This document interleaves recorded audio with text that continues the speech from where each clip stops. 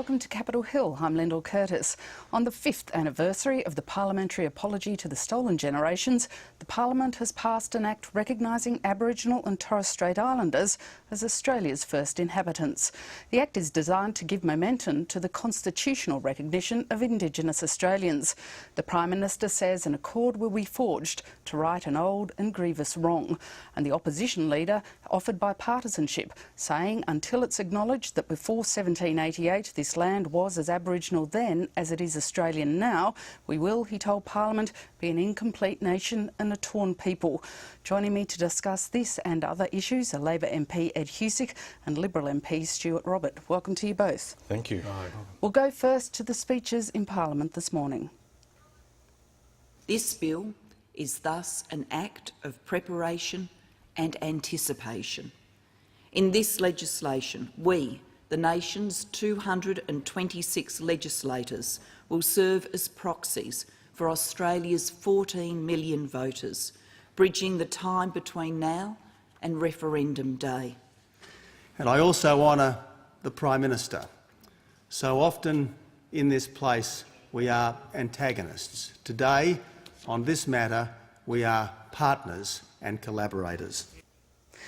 Ed, was this, given that the referendum, the prospect of a referendum has been on the books for a long time, was this the best way to drive community support for what is to come?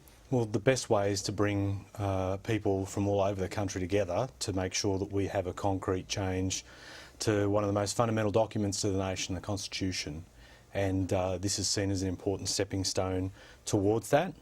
I have to say the speeches today, you know, there are some pretty special moments in our Parliament, and I thought this morning was, because I thought the quality of the contributions made by the Prime Minister and the Leader of the Opposition meant that we were part of a very unique part of history, and their words were some of the finest that will be heard in the Parliament. When you look at the breadth of what's being done on this, I just was very moved by that moment. Stuart, referendums are notoriously difficult to succeed in Australia. Could this be a template for the way to do it, to get a very firm show of bipartisanship by putting a bill through Parliament first? I think bipartisanship is essential. 44 odd referenda, only 7 or 8 have gone up, and those that have got up have all had bipartisan support. I think Australians can be very proud of today. Both sides of politics joined together as one to look at historically how we right a wrong and how we go forward hand in hand. I'm very confident that this referendum, when it's put to the people post-election, will see a resounding success. Ed, what do you think this today means to Indigenous people? I think it's, as I indicated before, it's moved us a significant way. The Prime Minister indicated, and just picking up on Stuart's point, about bipartisanship then creating momentum towards a very positive result. You know, when the Constitution was amended in the late 60s, that had secured 91% of the vote, and I think we should see the people from 1967, and the Prime Minister said that the youngest people will be here having potentially the chance to vote again in a Constitution that could see a major change, or vote in a referendum that could see a major change to the Constitution.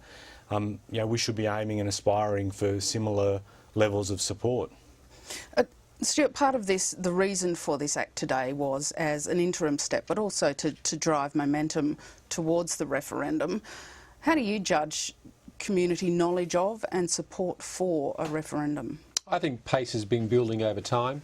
I was in the Parliament 5 years ago today when Kevin Rudd very eloquently and very sincerely gave the national apology to the stolen generations, and it was incredibly well received. And that was one of the great stepping stones to where we are today. I'm very confident as we go forward into the election year that this issue has the strongest of support, momentum will build, and I think the nation can be very proud of the result that will come. Yeah. And Ed, you're obviously out and about too, talking to members of your community. Do people know that it is coming, know it's on the cards? Well, I'm proud to, as the member for Chifley, represent one of the largest populations of Aboriginals in the entire country. In terms of, in an urban environment, I should clarify. And people are, looking forward to seeing that change. And we had, in terms of, we recognise and acknowledge the anniversary of the apology to the stolen generations the Mount Druitt and Districts Reconciliation Group has been doing that, and also having a reconciliation walk every year since the late 90s. So people are looking forward to it and seeing it as a very important step in correcting, as Stuart said, a wrong that's existed where Aboriginal and Torres Strait Islander peoples did not have input into the drafting of the Constitution and their inclusion in one of the nation's most important documents. One final question on this issue to you, Stuart. Mr Abbott has been criticised in the past for occasionally injecting a note of politics into what are seen as set piece speeches. The raising of Labor's uranium policy on India during President Obama's visit is one of those. There wasn't any sign of that this morning. Is he shifting tone a little bit, or was this simply an issue on which there is complete bipartisanship? I think there's two issues. There's certainly complete bipartisanship. No one could say there's anything but absolute sincerity. And I think the second issue is the Prime Minister's called the election. The people of Australia are quite rightly looking at the government and us as the opposition as the alternate government, and we're there to demonstrate that we can actually rise to that occasion. So acknowledgement that Mr Abbott needed to shift in a little bit in tone in his parliamentary performances? You always get, as you approach an election, a move back towards vision and policy. That's a pretty standard part of the Australian political ethos. But today was about sincerity. Today was about joining hands and saying this is important. It's important in terms of statements, and it's important as we go forward. And as we seek to go towards the referendum, the change, I think we'll see a lot of the government and the opposition joining together on this. But can I just say, Lyndall, sorry, there will be a lot of things we can disagree with in terms of with Mr Abbott. One thing I respect is his deep commitment to this area, and I, for one, thought his speech today. I was personally, I was very moved by his words. I'm not the only one. I thought both leaders spoke exceptionally well, and I thought Mr Abbott delivered some fine words. Absolutely. Well, the bipartisanship of this morning evaporated a little bit by this afternoon when politics moved back to the issue of the mining tax. They will no longer rebate royalties. They will change the basis on which the tax is calculated, or they will extend the mining tax to more minerals. This is absolutely inevitable. It is absolutely certain, Madam Speaker, because you can't fund $15 billion worth of programs with $126 million worth of revenue. Not even Wayne Swan thinks that sum adds up. The Policy Transition Group recommends the Australian state and territory governments put in place arrangements to ensure that state and territory governments do not have an incentive to increase royalties on coal and iron ore. That statement from the Argus-Ferguson report says it all. Well designed and implemented, no walking away from the Argus-Ferguson report by the government, fully implemented. The government now in discussions with state and territory governments about the interface of royalties at MRRT as demanded by the Argus-Ferguson Policy Transition Group.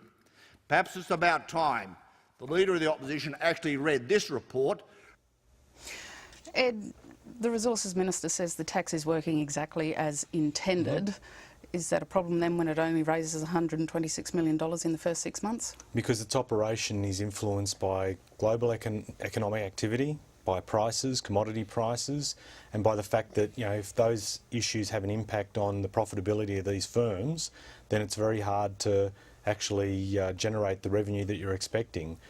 When things change, you'll see a change in the revenue, and that's the way it's supposed to work. But do you have to have a fairly big change to get to the revenue that you forecast you'd raise in order to fund the things you promised you'd do with the money? Well, again, it would be very hard. I mean, there are always people wise after the event, but no one would have said, in terms of where commodity prices went, the way that they fell, no one would have been able to necessarily predict that, and it's very hard to do. So by their nature, these type of taxes, it's hard to predict where things will go, but when the circumstances are right, they generate the revenue. And fundamentally, what we've tried to do here is ensure that the sort of community is saying, well, you only get to mine these resources once. What do we have? What do we leave as a legacy in terms of wealth generated for the economy over the long term? and that's why we've aimed to do this, and we are trying to ensure that we can boost our prosperity into the future by acting in this way now. Stuart, while you disagree with the government's minerals resources rent tax, isn't a tax on profits better than the regime of state royalties now, if you could find a way to remove the royalties and impose a profits-based tax? It actually misses the point, Lyndall, in that constitutionally the minerals in the ground belong to the states. They are a state resource, and the state is actually getting a tax in the form of royalties. So mining companies... But even if you could get the states to move to a profits-based regime, in the end, for the mining companies, is a profits-based tax better than a royalties tax? Many of them do. For example, Queensland has a royalty in terms of minerals, but it also has a super royalty or super profit on top of coal if certain volumes are actually met or exceeded. But the issue here is that the government said they'd raise 10.6 billion, then revised to 7.7, then to a bit over 6, then to 4, then to 3, and then my EFO in December, oh, well, we're only raised 2 billion this year. Now they've raised 126 million. Now, if they're saying that's because mining prices have come off, can I say complete rubbish, complete bunkum. The government has stuffed this up right royally. Well, we might go now to the words of the Climate Change Minister, Greg Combet, who had a few words for Tony Abbott. In fact, on the issue of the carbon tax, he's Australia's biggest bullshit artist, and there's no other way to put it. Ed, does that sort of language help, or is he just spelling out truths as he sees them? Well, it cuts straight to the chase. I mean, Tony Abbott's had a variety of positions on this issue, and from our perspective, we've had to face one of the most negative campaigns in relation to the introduction of the carbon price and all sorts of claims about $100 lamb roasts, which last time I checked didn't happen. But does it contrast with what Stuart talked about the opposition wanting to portray itself as an alternative government? Well, they've got a lot of work to do on that score, so you know, they're going to be busy away at that. But I come back to the point. We had all sorts of outrageous claims being made about what would happen if the carbon price was implemented. And as I said, you know, I made reference to, you know, for example, suggestions that we would have $100 lamb roasts, which just didn't eventuate. And what we have seen is that emissions, within the introduction of the first quarter of the carbon price is starting to have an impact. So it's I think demonstrated that the false claims that were made just didn't come to eventuate. Stuart, in all Mr Abbott's doorstops around the country and the things the Coalition said about the carbon tax, there are things that didn't come true, aren't there? The lamb roasts haven't gone up to $100. In fact, in one set of inflation figures, lamb prices actually fell. I think the first thing to say to Mr Combet is what I say to my children, Lyndall.